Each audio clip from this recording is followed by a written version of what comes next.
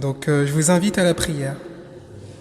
Seigneur, alors que nous allons nous pencher sur ta parole, nous prions que tu puisses ouvrir nos cœurs afin que nous l'écoutions, Seigneur, et que nous recevions ce que tu as à nous dire ce matin. Conduis-nous par ton Esprit Saint et bénis-nous, Seigneur, par ta parole qui est une nourriture pour notre âme. Béni sois-tu. Amen. Parole de l'Éternel, afin ayez tous les mêmes pensées et les mêmes sentiments. Soyez pleins d'amour fraternel, de compassion, de bienveillance. Ne rendez pas le mal pour le mal, ni l'insulte pour l'insulte. Bénissez au contraire. Vous le savez, c'est à cela que vous avez été appelés, afin d'hériter de la bénédiction. Si quelqu'un en effet veut aimer la vie et voir des jours heureux, qu'il préserve sa langue du mal et ses lèvres des paroles trompeuses. Qu'il se détourne du mal et fasse le bien, qu'il recherche la paix et la poursuive, car les yeux du Seigneur sont sur les justes et ses oreilles sont attentives à leurs prières, mais il se tourne contre ceux qui font le mal. Qui vous fera du mal si vous avez pour modèle ce qui est bien? D'ailleurs, même si vous deviez souffrir pour la justice, vous seriez heureux. N'ayez d'eux aucune crainte et ne soyez pas troublés, mais respectez dans votre cœur la sainteté de Dieu le Seigneur. Soyez toujours prêts à défendre l'espérance qui est en vous, devant tous ceux qui vous en demandent raison. Faites-le avec douceur et respect, en gardant une bonne conscience, afin que là même, où ils vous calomnient, comme si vous faisiez le mal, ceux qui critiquent votre bonne conduite en Christ soient couverts de honte. En effet, il vaut mieux souffrir si telle est la volonté de Dieu en faisant le bien qu'en faisant le mal. Amen. Merci Myriam. Alors, ce matin, nous allons avoir un message un peu particulier. C'est Jean-Joël qui m'a proposé de partager avec vous la discussion qu'on a eue avec les jeunes il y a 2-3 semaines maintenant. On a parlé du problème du mal et de la souffrance et on a parlé d'apologétique. Donc j'ai pris en fait un texte qui nous justement est à propos. Et ce qui m'a encouragé cette semaine, alors que je préparais ce message, je ne sais pas si vous utilisez l'application de la Bible. Est-ce que vous utilisez l'application de la Bible? Oui. Il y a le verset du jour. Et en fait, moi j'ai un widget sur mon bureau, sur mon téléphone, où j'ai le verset du jour. Et en fait, mardi dernier, le verset du jour était, je vais le lire, mais reconnaissez dans vos cœurs que le Christ seul est saint, il est votre Seigneur. Quand on vous demande pourquoi vous espérez, soyez toujours prêts à donner des explications. Et en fait, c'est le verset que l'on vient de lire, 1 Pierre 3, verset 15. Et puis, il y a d'autres versets dans la semaine qui m'ont encouragé. Je vais en lire un autre, c'est celui du jour d'après. Dieu travaille en vous. Il vous rend capable de vouloir et de faire les actions qui lui plaisent. Et en fait, peut-être que j'aborderai cet aspect sur Dieu qui travaille en nous, et en même temps, l'apôtre Paul, juste après, va dire « Travaillez à votre salut ». Donc, souveraineté de Dieu, responsabilité de l'homme. Peut-être que j'aborderai ce sujet par la suite, mais du coup, la thématique de ce matin, c'est le problème du mal. Et pour commencer, je vais citer quelqu'un que vous connaissez sans doute, Gad Elmaleh. Vous le connaissez tous ou pas? Oui. Il dit ceci dans un de ses sketchs. « Regarde avec quoi tu commences la vie. Quand t'es môme, ta vie, elle commence avec des exercices qui s'appellent des problèmes. Le môme, il rentre chez lui à la maison, son père lui dit « T'as fait quoi aujourd'hui à l'école ?» Il dit « Des problèmes. » Et toi, papa, au travail, des problèmes. Je ne sais pas si vous voyez un peu, il y a dans cette petite citation, il y a une équivocation, un double sens du mot problème. Le mot problème est utilisé à deux sens. On a le sens du mot problème qui peut être un exercice, par exemple un exercice de maths, un problème qui est à résoudre intellectuellement. Et dans l'autre sens, un problème peut être une difficulté existentielle par exemple, une difficulté à surmonter. Il peut donc s'agir d'un problème mathématique ou d'un problème de vie. Les deux sens du mot problème sont en effet à propos lorsque l'on parle de la problématique du mal. Si Dieu existe, pourquoi le mal? Pourquoi la souffrance? Parce qu'en fait, dans le contexte de la croyance en Dieu, on se heurte à ces deux types de problèmes, tout aussi réels l'un que l'autre. Le problème du mal est à la fois un problème logique, un problème de vie. C'est un problème intellectuel et c'est aussi un problème existentiel. C'est à la fois un problème à résoudre et une crise personnelle à affronter. Les deux aspects sont importants ici. Le problème intellectuel du mal demande comment Dieu peut-il exister quand l'univers contient autant de mal et de souffrance? Et le problème existentiel est le suivant: comment puis-je au quotidien surmonter tout le mal et la souffrance que je rencontre dans cette vie? Une fois à Grenoble, j'en parlerai peut-être après, nous avons fait, avec les étudiants, nous avons fait un sondage. Nous avons été dans une résidence étudiante et nous avons été faire un sondage et j'ai toqué à une chambre et une jeune fille nous a ouvert la porte et elle était en fauteuil roulant. Et en fait, notre sondage était: si tu as une question à poser à Dieu, quelle serait ta question? Et cette jeune fille m'a posé cette question: si Dieu existe, pourquoi je suis comme ça? Quelle question? Quelle question? Et en fait, ça, c'est la question, c'est le problème existentiel. Ce sont deux questions très différentes. L'un demande une réponse philosophique, la réponse d'un philosophe, et l'autre, celle d'un pasteur, une réponse pastorale.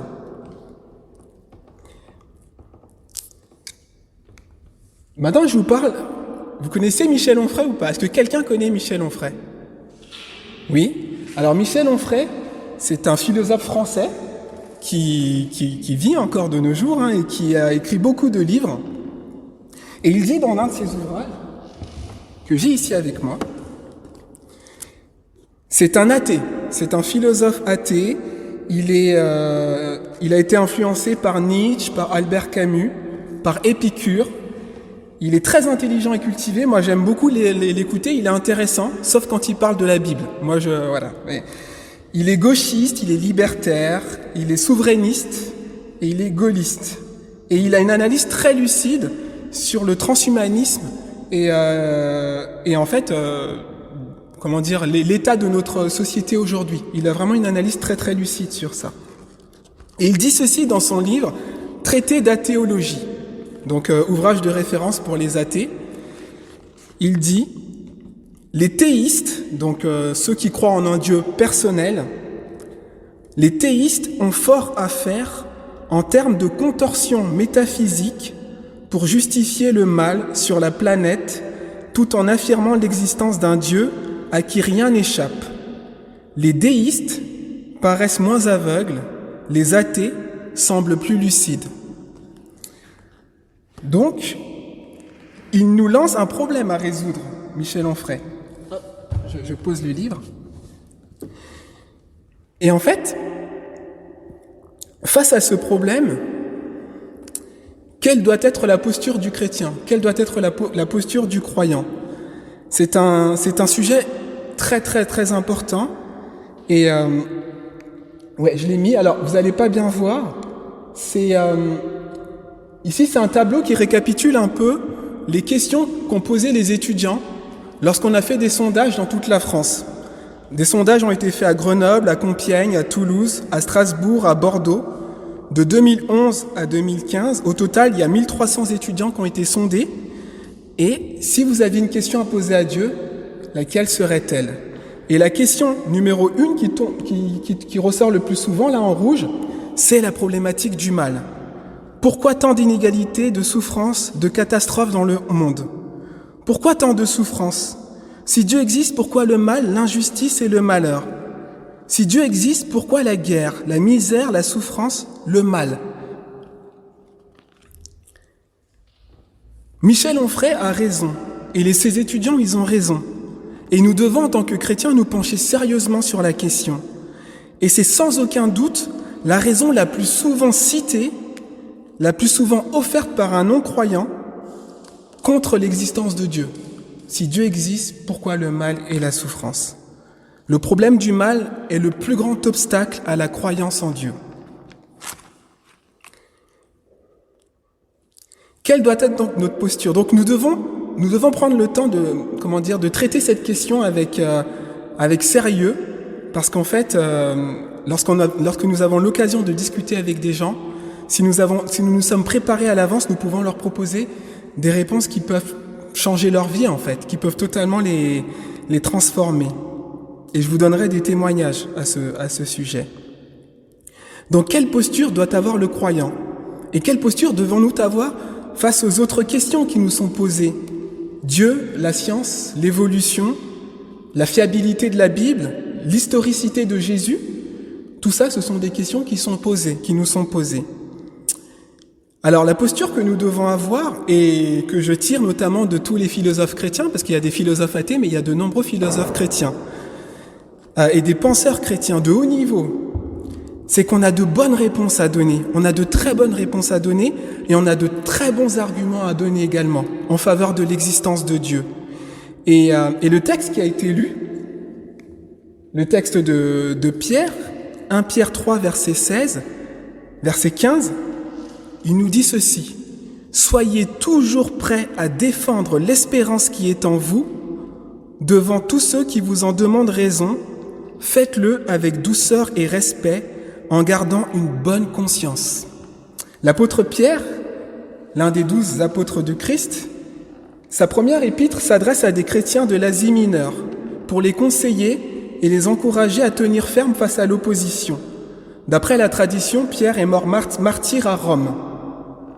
Dans son adresse et dans sa salutation, il cite les chrétiens qui sont dispersés dans le pont. Alors, on ne voit pas très bien, mais le pont, c'est ici. Je ne sais pas si vous arrivez à vous repérer, mais on a l'Italie aujourd'hui, la Grèce, la Turquie. Donc le pont, dans la Galatie, dans la Cappadoce, dans l'Asie est là, et la Bithynie est là. Donc il écrit son épître à ces chrétiens qui sont notamment persécutés. Il va leur parler de l'espérance du salut. C'est ce que je vous ai lu dans la louange. Il va leur rappeler l'évangile, la croix du Christ. Ensuite, il va les inviter à avoir une conduite sainte. Il va notamment dire ceci au chapitre 1, verset 13. Je ne sais pas si je l'ai mis. Je ne l'ai pas mis, je vais vous le lire. « C'est pourquoi, tenez votre intelligence en éveil. Soyez sobre et mettez toute votre espérance dans la grâce qui vous sera apportée lorsque Jésus-Christ apparaîtra. » Par la suite, il va montrer comment Jésus-Christ est la pierre angulaire. Ensuite, il va parler de la relation des chrétiens avec le monde. Et c'est dans le cadre de ce passage qu'il va donner ce verset: « Soyez toujours prêts à défendre l'espérance qui est en vous, devant quiconque vous en demande raison. Faites-le avec douceur, avec douceur et respect, en gardant une bonne conduite. » Alors, avant d'arriver là, qu'est-ce que le mal? On l'a vu dans les questions qui ont été posées par les étudiants. Le mal, ce sont les famines, la misère, les catastrophes naturelles, la souffrance, les handicaps, les malformations, les épidémies, on est confronté, les guerres, la mort. Voilà toutes ces choses qui semblent être des anomalies. Ça ne devrait pas être comme ça. Et donc, Dieu est mis au banc des accusés. Dans Jean 5, verset 19, et c'est C.S. Lewis qui dit ça, un apologète chrétien britannique. Il cite ce passage. Jésus reprit donc la parole et leur dit, Jean 5, verset 19, « En vérité, je vous le dis, le Fils ne peut rien faire de lui-même, sinon ce qu'il voit le Père accomplir. Tout ce que le Père fait, le Fils aussi fait pareillement. Et dans son livre, C.S. Lewis, son livre Miracle, il démontre comment Dieu ne viole pas les lois naturelles dont il est l'auteur. Dieu accomplit de manière spécifique ce qu'il fait par ailleurs dans la nature à grande échelle. La semaine dernière, nous avons parlé du miracle à Cana, l'eau changée en vin. Dieu a créé la vigne, un organisme végétal capable de transformer de l'eau, avec l'action du soleil, en jus de fruits qui fermente ensuite pour devenir du vin. Pendant les noces de Cana, le miracle n'est que le raccourci de ce processus. Jésus va le faire en un clin d'œil. Mais c'est un processus qui existe déjà dans la nature, que Dieu fait, accomplit tous les jours. Et c'est ce que Jésus dit. Le Fils ne peut faire ne peut rien faire de lui-même, sinon ce qu'il voit le Père accomplir. De même, les processus naturels créés par Dieu sont respectés dans la multiplication des pains, celle des poissons, les guérisons, le dessèchement du figuier par exemple. Dieu, dans sa providence, prend soin de nous. Et c'est ce que Jésus va faire lors des noces du Cana. Il va répondre à un problème auquel sont confrontés les mariés. Et en fait, Dieu prend soin de nous et nous nous en rendons bien souvent pas compte. Lors du dialogue Veritas du GBU à Grenoble, l'une des intervenantes qui a répondu à la question « Si Dieu existe, pourquoi le mal ?», Marie-Christine Fèvre, donc quelqu'un qui travaille pour le GBU, avait relaté un miracle qui était arrivé. Et elle avait dit, et tout le bien que Dieu fait, on le met au banc des accusés, mais tout le bien qu'il fait. Et elle avait cité ce miracle, un petit garçon, alors je ne sais plus de quel étage, il était tombé de sa fenêtre, de l'immeuble, et il a rebondi sur le store de l'épicerie qui était en bas de son immeuble, et un passant l'a rattrapé. Et le petit n'a rien eu. Vous vous rendez compte ? Quel miracle extraordinaire. Et Dieu était à l'œuvre, forcément, parce que rien n'échappe à Dieu. Dieu est souverain sur toute chose. Donc on met Dieu au banc des accusés, on l'accuse de beaucoup de choses, et on oublie tout le bien qu'il fait, toute la providence que l'on reçoit de lui. Donc maintenant, je vais avancer. Donc je reviens sur ce verset qui est cité par tous les apologètes, tous les philosophes chrétiens. Donc 1 Pierre 3, verset 15. « Soyez toujours prêts à défendre l'espérance qui est en vous devant tous ceux qui vous en demandent raison. » Le mot qui est utilisé, alors vous n'allez pas voir, c'est une application qui peut vous être utile qui s'appelle Bible Strong, qui permet de voir en fait les traductions en grec et en hébreu, et notamment des correspondances. Et en fait, je vais vous lire le mot « défend », soyez toujours prêts à défendre l'espérance qui est en vous, c'est le mot « apologia ». C'est le même mot que l'on retrouve dans l'apologie, faire l'apologie de quelque chose. En fait, c'est un discours, faire l'apologie de quelque chose, c'est un discours qui vise à défendre, à justifier et par extension à louer une personne ou une doctrine.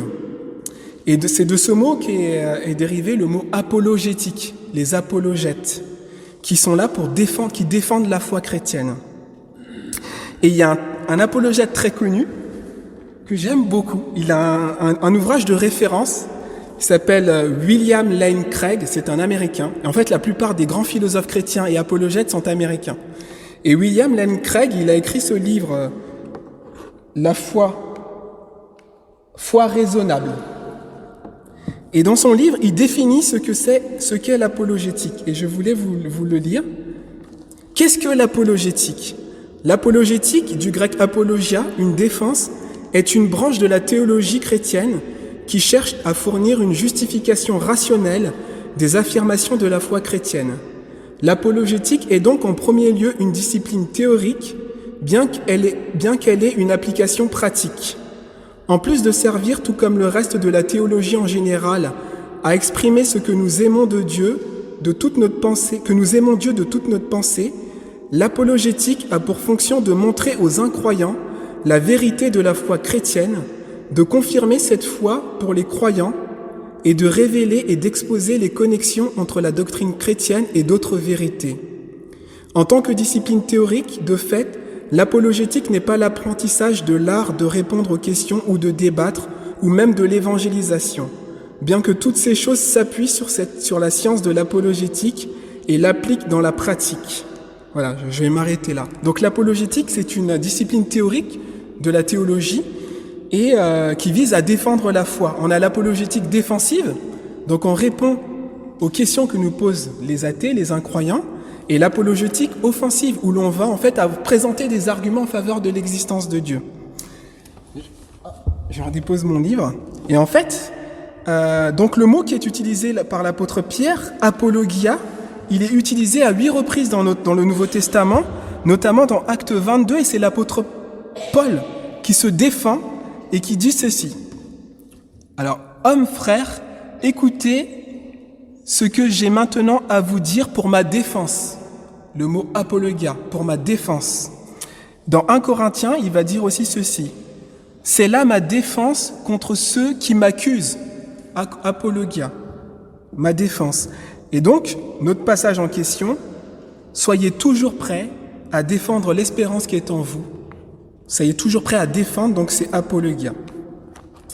Et maintenant, je vais citer un autre apologète très connu qui malheureusement est décédé en 2020 et qui a laissé notamment, alors je ne sais pas comment le dire, quelques casseroles, mais ça n'empêche que ça a été quelqu'un de très très influent, qui s'appelle Ravi Zacharias.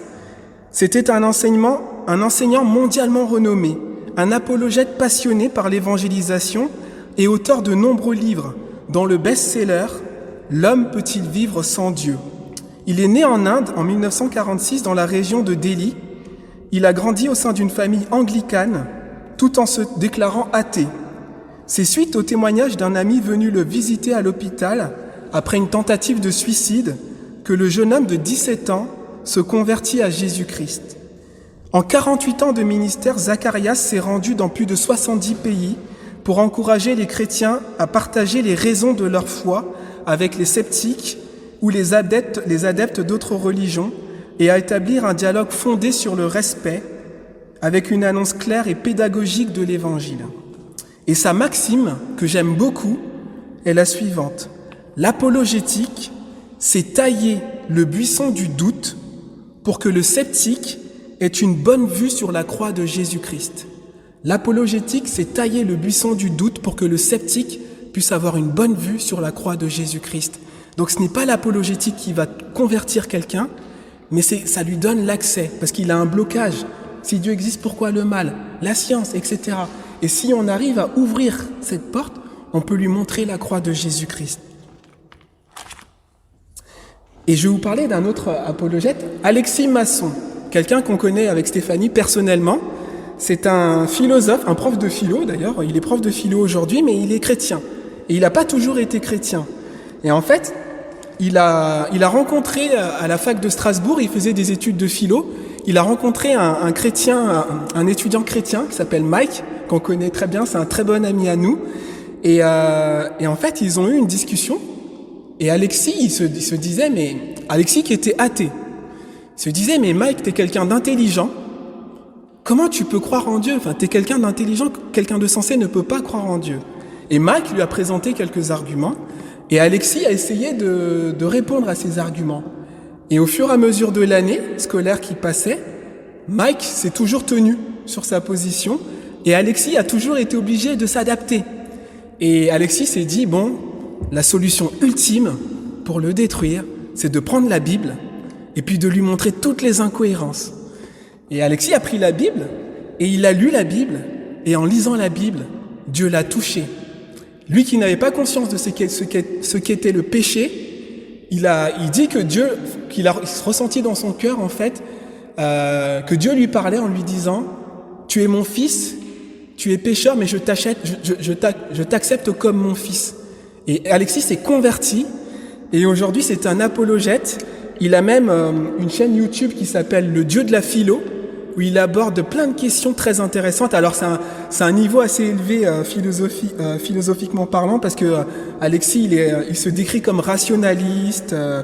Voilà, il va dire Dieu n'enfreint pas les règles qu'il a lui-même établies et il ne peut pas y avoir d'incohérence. Mais voilà, c'est quelqu'un de très très très intelligent, un athée devenu chrétien, parce que Mike a toujours été prêt à défendre l'espérance qui était en lui. Et Alexis s'est converti suite à ça. Et il y en a tellement d'autres témoignages. Celui par exemple de Guillaume Bignon. J'ai son petit ouvrage ici. Et pour moi, c'est vraiment j'en ai prêté déjà 2 exemplaires à des jeunes, ils me l'ont pas rendu, mais j'en ai d'autres. Et je pourrais en prêter à la fin du culte si vous voulez. Le problème du mal et de la souffrance, une réponse chrétienne à un débat philosophique. Donc Alex, je vais vous faire un résumé de son témoignage, mais je vous l'enverrai, ça vaut vraiment le coup. Donc un athée, français, son père est mathématicien, informaticien, sa mère, mère au foyer, de tradition catholique, mais il se déclarait athée.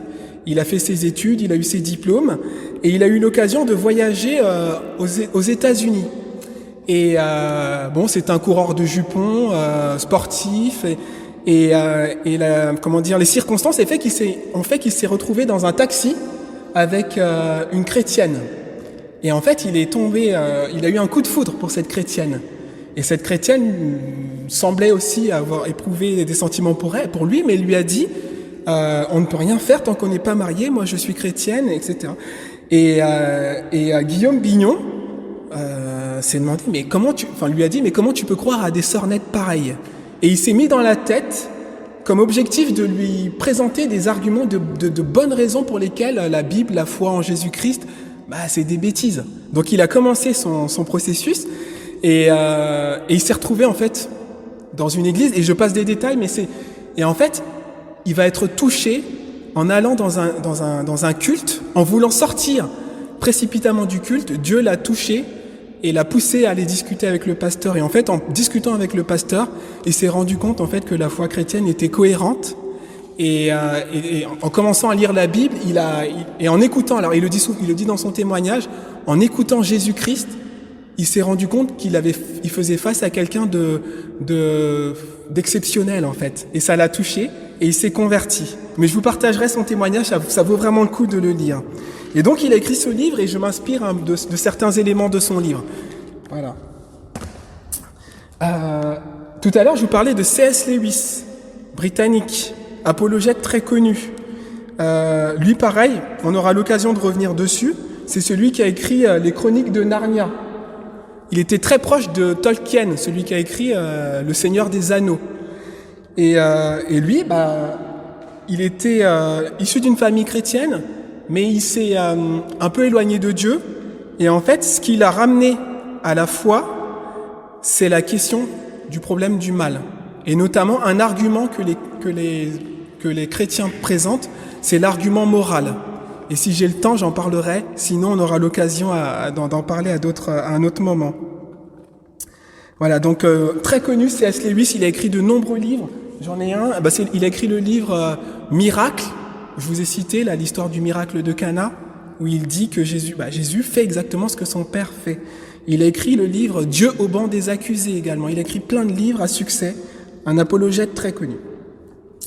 Voilà, donc on a vu que le mot problème a 2 sens et qui entraîne 2 questions très différentes. La première nécessite la réponse d'un pasteur, une réponse pastorale. C'est la question existentielle. Pourquoi je suis dans un fauteuil roulant? Et l'autre demande la réponse d'un philosophe. Alors je ne suis ni philosophe ni pasteur, mais j'aime réfléchir, chercher et creuser et lire la Bible.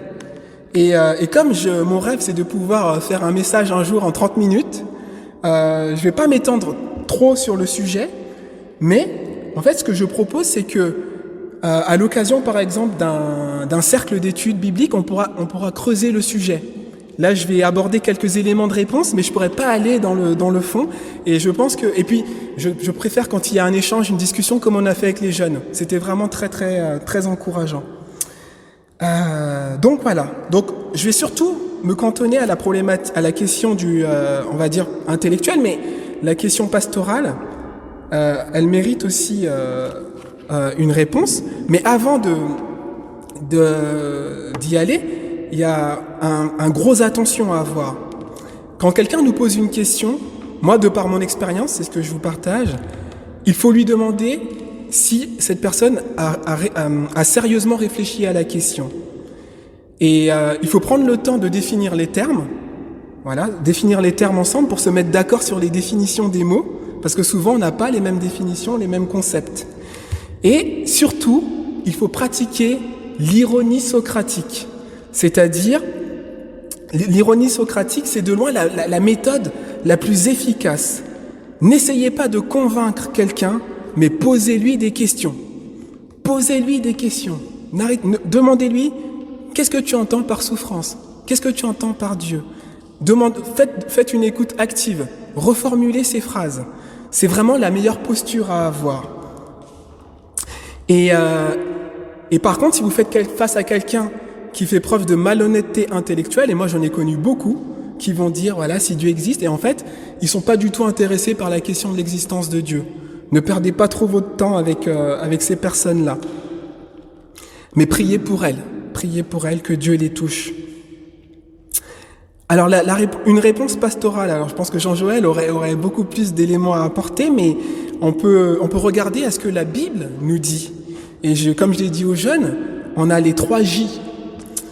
Dans la Bible, on a l'histoire de Joseph, l'histoire de Job, l'histoire de Jésus, notre Seigneur, qui ont été confrontés à la souffrance. Et un responsable du GBU un jour a fait une série d'interventions sur le livre de Job, et il l'a intitulé comme ci. Est-ce que Dieu fait-il bien son job par rapport à la problématique du mal? Dieu fait-il bien son travail? Oui, parce qu'en fait, dans toutes ces histoires, tant l'histoire de Joseph, de Job que de Jésus, que notre Seigneur, Dieu change le mal en bien. C'est un mal, ce sont des maux, des souffrances qui finalement vont être changés en bien. On a l'exemple de l'apôtre Paul, qui a souffert, lui qui était persécuteur de l'Église, est devenu apôtre du Seigneur et qui a souffert terriblement. Et d'ailleurs, j'ai lu quelques passages où il a dû présenter sa défense, il a dû faire apologia pour défendre, expliquer pourquoi il est passé du clan des pharisiens aux disciples du Christ. Il a dû défendre sa foi, il a été lapidé, il a fait des naufrages, etc. Et on a l'exemple de l'apôtre Paul, et puis on a l'exemple de nos frères chrétiens d'aujourd'hui, par l'association Portes Ouvertes, dont on a la carte au fond de notre temple. Et on a eu un culte, d'ailleurs, il y a quelques mois maintenant, sur le sujet. Donc, donner des exemples bibliques et des exemples concrets d'aujourd'hui peuvent encourager des personnes qui font face à la souffrance et qui se posent des questions.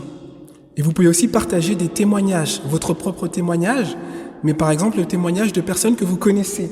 Et là, j'ai pas le livre. Alors, est-ce que je l'ai mis? Voilà. À Grenoble, on connaît une sœur qui s'appelle Barbara Rocher. Elle est dans un fauteuil roulant. Alors, ça fait très longtemps qu'on a plus de ses nouvelles. Elle est atteinte de sclérose en plaques. Et on a vu tout au long des années, on a passé 5 ans à Grenoble, son état se détériorer. Et elle a publié cet ouvrage, Que sa volonté soit faite. Amen.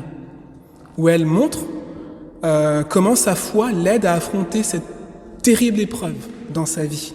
Et ce livre aussi, j'en ai un exemplaire, j'en ai 2 même. Il y a un jeune qui m'en a emprunté un, mais je peux vous le prêter si vous souhaitez. Et je vous ai déjà parlé de l'étudiante en fauteuil roulant. Quand elle m'a posé cette question, j'étais désarmé, je ne savais pas quoi lui dire. Maintenant, je pense que j'aurais peut-être plus d'éléments à lui dire.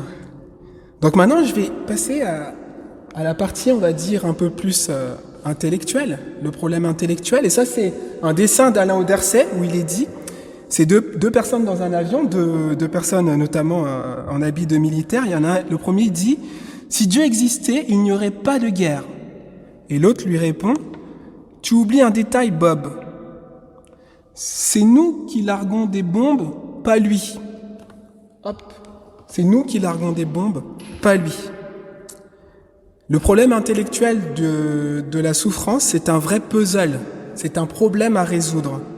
Comment Dieu peut-il exister alors qu'il y a tant de mal et de souffrance dans le monde? Il y a l'une des premières réponses que l'on peut donner, c'est la responsabilité de l'homme. Le libre arbitre, nous sommes libres de nos actes, de nos choix, et bien des souffrances que l'on voit autour de nous sont de la responsabilité de l'homme. Et c'est pour ça que je vous parlais de ce passage tout à l'heure, qui était l'un des versets de la semaine, où il est dit « Dieu travaille en vous, il vous rend capable de vouloir et de faire les actions qui lui plaisent. » Et juste après, ou avant, l'apôtre Paul va dire « Mais travaillez à votre salut. » En fait, la Bible côtoie les deux aspects en même temps, la responsabilité de l'homme et la souveraineté de Dieu. Dieu est souverain sur tout, et en même temps, il est là mon livre, Dieu est souverain sur toute chose, et en même temps, l'homme est responsable de ses actes. Et on le voit par exemple dans l'histoire de la sortie d'Égypte par rapport à Pharaon. La Bible nous dit que c'est Dieu qui va endurcir le cœur de Pharaon. Et pourtant, Pharaon est responsable de ce qu'il a fait. On a l'exemple de Judas, où il est dit, alors je lis un passage dans Matthieu, « Le Fils de l'homme s'en va conformément à ce qui est écrit à son sujet, mais malheur à l'homme par qui le Fils de l'homme est trahi. Mieux vaudrait pour cet homme qu'il ne soit pas né. » Judas, celui qui le trahissait, prit la parole et dit, « Est-ce moi, maître ?» Jésus lui répondit, « Tu le dis. » Judas, responsable de ses actes. Et pourtant, la Bible il y avait des prophéties qui annonçaient qu'il y avait un homme qui allait trahir. Souveraineté de Dieu, responsabilité de l'homme. Philippiens. Alors, c'est le passage que j'ai lu. « Ainsi, mes bien-aimés, vous qui avez toujours obéi, non seulement quand j'étais présent, mais bien plus encore maintenant que je suis absent, mettez en œuvre votre salut avec crainte et un profond respect. Mettez en œuvre votre salut. En effet, c'est Dieu qui produit en vous le vouloir et le faire selon son plaisir. » Responsabilité de l'homme, mettez en œuvre votre salut et c'est Dieu qui produit en nous. La Bible côtoie toujours les deux aspects. Il y a pas de... Et nous, notre intelligence, elle est limitée, mais la Bible côtoie toujours les deux aspects. Donc l'homme a une responsabilité dans le problème du mal, le problème de la souffrance. Et Jésus va dire ceci, et c'est un passage très intéressant. C'est dans Luc, en ce même temps, quelques personnes qui se trouvaient là racontaient à Jésus ce qui était arrivé à des Galiléens dont Pilate avait mêlé le sang avec celui de leur sacrifice. Il leur répondit, « Croyez-vous que ces Galiléens avaient été de plus grands pécheurs que tous les autres Galiléens, parce qu'ils ont souffert de la sorte? Non, je vous le dis, mais si vous ne vous repentez pas, vous périrez également. » Responsabilité de Pilate. Pilate, pécheur, il va tuer des Galiléens. Jésus dit, est-ce que vous croyez qu'ils étaient des plus grands pécheurs? Non. Mais si vous ne vous repentez pas, le Seigneur toujours, il recadre nos regards sur la bonne direction. Si vous ne changez pas d'attitude, si vous ne vous repentez pas, vous périrez également. Et le Seigneur parle de la mort éternelle. Et il dit par la suite, ou bien ces 18 hommes, ces 18 personnes sur qui est tombée la tour de Siloé et qu'elle a tué, croyez-vous qu'elles aient été plus coupables que tous les autres habitants de Jérusalem? Non, je vous le dis. Mais si vous ne vous repentez pas, vous périrez également. Seigneur recadre toujours la repentance. Et là, on a dans ce texte, c'est super parce qu'on a les deux aspects de la souffrance. Souffrance, conséquence de l'action d'un péché d'un homme, et une souffrance liée à une catastrophe, quelque chose qu'on ne peut pas maîtriser. Et dans les deux cas, le Seigneur dit, la réponse du Seigneur, repentez-vous, changez d'attitude. Alors je continue. Le libre arbitre, la responsabilité de l'homme. Une première réponse que l'on peut donner. Une deuxième réponse, le péché originel. Quand les gens disent, si Dieu existe, pourquoi le mal, la souffrance, la mort, ce sont des anomalies, c'est que quelque part en eux, ils ont l'intuition que ça ne devrait pas être comme ça. C'est une anomalie, c'est anormal. D'où leur vient cette idée? D'où leur vient cette intuition? Surtout que la science nous dit que l'on vit dans un monde en évolution et que c'est la sélection naturelle qui est le moteur de l'évolution. Et la sélection naturelle, ça implique la souffrance, la destruction, les créatures les plus fortes dominent sur les plus faibles. C'est la vie en fait est faite de souffrance, mais l'homme n'arrive pas à s'y habituer parce que c'est une anomalie. Et on a tous cette notion en nous. D'où nous vient cette notion ? Elle nous vient de Dieu. C'est Dieu qui a mis en nous quelque part cette notion de justice, d'injustice, de bien et de mal. Et l'apôtre Paul dira, je vais pas lire le passage, mais dans Romains 8, il nous rappelle que toute la création a été soumise à l'inconsistance. Depuis qu'Adam a péché, toute la création a été déréglée. Ce qui explique en fait les catastrophes. Et puis il y a la responsabilité de l'homme, le réchauffement climatique, etc. Alors, c'est un débat, on pourra en discuter, mais toute la création a été soumise à l'inconsistance à cause du péché d'Adam, et tous les hommes sont pécheurs. Mais on a cette grâce dans Apocalypse, alors je ne sais plus si j'ai mis le texte, Apocalypse 21, début de la Bible, le péché, la mort fait éruption, la création est déréglée. À la fin de la Bible, Apocalypse 21, puis je vis un nouveau ciel, une nouvelle terre, car le premier ciel et la première terre avaient disparu et la mer n'existait plus. Je vis descendre du ciel d'auprès de Dieu la ville sainte, la nouvelle Jérusalem, préparée comme une mariée qui s'est fait belle pour son époux. J'entendis une voix forte venant du ciel qui disait « Voici le tabernacle de Dieu parmi les hommes. Il habitera avec eux, ils seront son peuple et Dieu lui-même sera avec eux.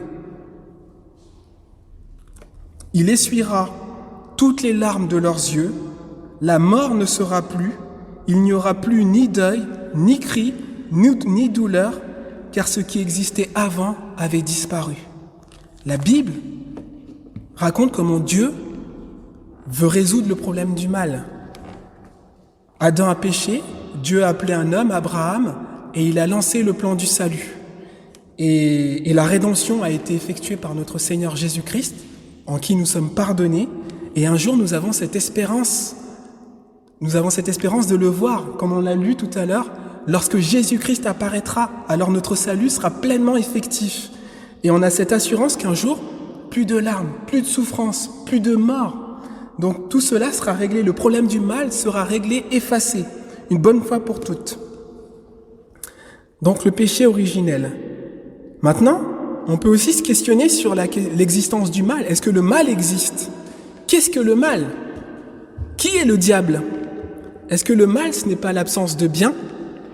Et pour ça, j'utilise une analogie. Moi qui suis dans le domaine de l'énergie et de la thermodynamique, c'est Albert Einstein qui a donné cette analogie. Est-ce que le froid existe ? En fait, le froid n'existe pas. Le froid, c'est l'absence de molécules, parce que la température, c'est l'agitation moléculaire. Et c'est pour ça qu'il fait froid dans l'espace, parce qu'il y a le vide. Et en fait, on a le zéro absolu dans l'espace. Et en fait, le froid, c'est l'absence de la chaleur, l'absence des molécules. Et c'est pareil avec le mal. Le mal, c'est l'absence de Dieu. C'est le péché, l'homme pécheur, c'est celui qui veut son autonomie morale vis-à-vis de Dieu. Ni Dieu, ni maître. Je ne veux rien à faire avec un Dieu qui va décider tout pour moi. Et c'est ce que l'apôtre Paul appelle l'homme livré à lui-même. L'homme livré à lui-même est un homme pécheur et est un homme qui va avoir des actes qui auront des conséquences désastreuses. Et d'ailleurs, Guillaume Bignon, dans son témoignage, raconte que lorsque Dieu l'a touché dans son cœur, il n'a pas vu de miracle extraordinaire, mais l'une des premières choses qui lui est remontée à la face, c'est qu'il avait fait quelque chose d'ignoble, qu'il n'a même pas été capable de dire dans son témoignage, tellement c'était ignoble, et Dieu l'a poussé par l'Esprit Saint à régler ce problème. Première chose que le Seigneur fait, et la Bible nous le dit, l'Esprit de Dieu nous convainc de péché, de justice et de jugement. C'est l'Esprit qui travaille dans notre cœur. Et voilà, donc l'existence du mal. Le mal n'existe pas, le mal est l'absence de Dieu. Et maintenant, alors je regarde l'heure, je ne vais pas trop traîner. Dieu peut tout, il est omnipotent. Il peut faire ce qu'il veut. Et Dieu est bon en même temps. Il veut notre bien. Parfois, il peut laisser permettre certaines souffrances. C'est le cas de Job. Et d'ailleurs, c'est le diable qui a entraîné toutes les souffrances de Job. La perte de ses enfants, etc. Ce n'est pas Dieu. Et en fait, se pourrait-il que le mal que Dieu permet puisse finalement avoir un bien? Et en fait, je vais donner une première illustration. Par exemple, ma fille, si un jour elle a une carie, elle va souffrir. Et en fait, je vais l'envoyer chez le dentiste. Et elle va souffrir encore plus. Mais c'est pour un bien plus grand. C'est pour pouvoir... certaines souffrances nous permettent bénéficier d'un bien plus grand. Et je vais vous donner l'exemple de Philippe Croizon. Connaissez-vous Philippe Croizon? Alors, c'est un sportif de haut niveau. Il a rallié tous les continents à la nage. Et en fait, ce monsieur, il a perdu ses membres parce qu'il était monté sur le toit de sa maison pour régler l'antenne de sa télé. Et il a pris la foudre. Il a été foudroyé. Il a perdu ses membres. Et par la suite, en fait, une vie très compliquée. Il a perdu ensuite sa femme. Et il raconte, en fait, dans son témoignage, alors il n'a jamais dit s'il est croyant ou non, donc je ne sais pas s'il est croyant, athée ou agnostique, mais qu'en fait, au final, aujourd'hui, cette souffrance extrême qu'il a vécue a été un bienfait pour lui, parce que ça lui a permis de faire des choses extraordinaires. Et aujourd'hui, c'est un sportif, il passe à la télé très souvent, et il a fait le Paris-Dakar, par exemple, et sa vie a totalement changé suite à cette souffrance. Et puis, je peux donner un autre exemple. Je vous ai déjà partagé mon témoignage de la persécution que j'ai pu vivre dans mon travail. Eh bien, je remercie Dieu d'avoir vécu ça parce que j'ai tellement appris. J'ai appris la fidélité de Dieu, la grâce de Dieu, la bonté de Dieu. Et je le remercie d'avoir vécu ça. Franchement, je le remercie. Donc, toutes les souffrances ne s'arrêtent pas forcément à cette souffrance, mais peuvent conduire à quelque chose de bien. Donc, je vous ai parlé de Job. Et dans son livre, Guillaume Bignon, je ne vais pas le lire parce que le temps avance, il donne un argument en disant Dieu peut avoir des raisons moralement suffisantes pour permettre certaines souffrances. Et il va citer l'exemple de Jésus, de Joseph, de Job. Et ce n'est pas parce qu'on ne connaît pas les raisons que Dieu a de permettre certaines souffrances qu'il n'en a pas, qu'il n'a pas de bonnes raisons. Dieu a certainement de bonnes raisons, sachant quel bienfait produira cette souffrance. Donc la prochaine fois qu'on passe par des moments difficiles, n'oublions pas cela. Dieu est souverain sur notre vie, il tient nos vies entre les mains. Et d'ailleurs la Bible nous le dit, toutes choses concourent au bien de ceux qui aiment Dieu et qui sont appelés selon son dessein. Lui qui veut que tous les hommes soient sauvés et parviennent à la connaissance de la vérité.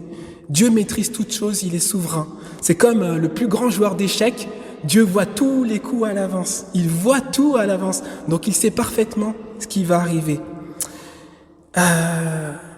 Et puis, alors je vais conclure Jean-Joël. J'ai pas fini ce que j'ai à vous partager, mais je pense qu'à la rentrée, on pourra, à l'occasion d'un cercle biblique, continuer et je vous présenterai les arguments, les bons arguments qu'on a en faveur de l'existence de Dieu. Voilà, c'est un mal plus grand nous guette, la mort éternelle. Alors je ne sais pas si je l'ai mis là, je l'ai pas mis là. Je vais passer plein de têtes de personnes, on en parlera à l'occasion. En fait, là j'ai mis Coluche parce que Coluche dit une phrase vraiment exceptionnelle qui répond à un argument, enfin à une posture que souvent les gens prennent. Il dit, c'est pas parce qu'ils sont nombreux à avoir tort qu'ils ont raison. C'est pas parce qu'ils sont nombreux à avoir tort qu'ils ont raison. Et en fait, c'est un sophisme, une erreur de logique qui est souvent utilisée par les gens. Ah, mais Dieu n'existe pas, regarde, la majeure partie des gens sont athées. Même les scientifiques sont athées. Même s'ils sont nombreux, ils peuvent se tromper. Il y a plein d'exemples dans l'histoire de l'humanité. Voilà, donc je vais passer, je vous parle juste de Coluche, mais il y a plein de personnes que je cite pour arriver à la fin, parce que le temps passe.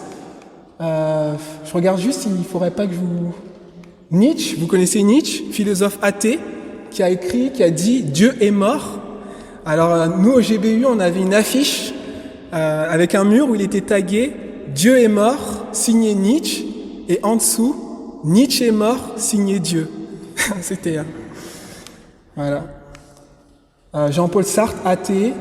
Albert Camus, athée. Michel Onfray, dont je vous ai parlé. André Comte-Sponville, un autre athée français, qui a écrit un livre, L'esprit de l'athéisme. Pour lui, l'athéisme peut être une forme de religion. D'ailleurs, je ne sais plus quel est le sous-titre, mais voilà, c'est un peu ça. Mais bon, j'aurai l'occasion d'aborder ça. Même très intéressant, on aura l'occasion. En fait, je vais arriver à la fin du livre, voilà, avec cette image, pour conclure. C'est un dessin qu'il y a dans un calendrier d'Alain Auderset de l'année 2020, où l'on voit un chrétien qui est en train de prier là. Seigneur, bénis mon petit poisson rouge. Et à côté, on voit les flammes, on voit des personnes qui sont jetées dans les flammes, et dont notamment une personne en fauteuil roulant là. Et du coup, pour conclure, David, lorsqu'on a fait la réunion du groupe de jeunes, m'a dit, mais Armel, pourquoi se prendre la tête avec toutes ces questions? Pourquoi se casser la tête? Cela en vaut-il la peine? Parler de Dieu dans notre société d'aujourd'hui, c'est comme si nous parlions une autre langue, inconnue de nos interlocuteurs. C'était, lors d'une formation, on nous avait dit ça. En fait, c'est un défi culturel. C'est vraiment, on parle une autre langue par rapport aux autres personnes. Et donc, il nous faut, à nous, faire des efforts. L'apôtre Pierre nous dit, c'est pourquoi tenez votre intelligence en éveil. Soyez toujours prêts à défendre l'espérance qui est en vous devant tous ceux qui vous en demandent raison. Faites-le avec respect et douceur, il le dit. Respect et douceur. Qu'est-ce que ça peut apporter de se pencher sérieusement sur la question? Eh bien, ça peut sauver des vies, ça peut sauver une vie. Je vous ai donné l'exemple d'Alexis Masson, athée, devenu chrétien, et maintenant un apologète. Il défend la foi chrétienne. Guillaume Bignon, il y a tellement d'autres exemples. Et c'est pas l'apologétique qui convainc les gens, c'est souvent, par la suite, le Seigneur qui va les toucher. Et comme le dit Ravi Zacharias, l'apologétique, c'est tailler le buisson du doute pour que le sceptique puisse avoir une bonne vue sur la croix de Jésus-Christ. Et après, c'est l'Esprit Saint qui fait le reste. Il nous faut donc prendre le temps de nous préparer. Soyez toujours prêts. Qui est déjà prêt pour partir en vacances? Personne. Nous, on n'est pas prêts du tout. Mais c'est ça, soyez toujours prêts, ça veut dire, faut que vos bagages pour partir en vacances soient toujours prêts. Préparez-vous, ayez les bagages et on continuera. Moi, c'est quelque chose qui me motive beaucoup. On pourra faire des discussions pour essayer d'aller plus loin. Parce qu'il y a vraiment des choses très intéressantes. Je vous ai montré plein de têtes, vraiment des sujets très très intéressants. Donc il nous faut prendre le temps de nous préparer, d'être pédagogue. Il nous faut prendre le temps aussi de prier, parce que c'est Dieu qui touche les cœurs, c'est lui qui ouvre les cœurs. Et puis, comme je vous l'ai dit, il y a une certaine posture à avoir, mais le verset qu'il y a en dessous de cette image, là en bas, ici, c'est Philippiens 2, verset 4, que chacun de vous, au lieu de considérer ses propres intérêts, considère aussi ceux des autres. Amen.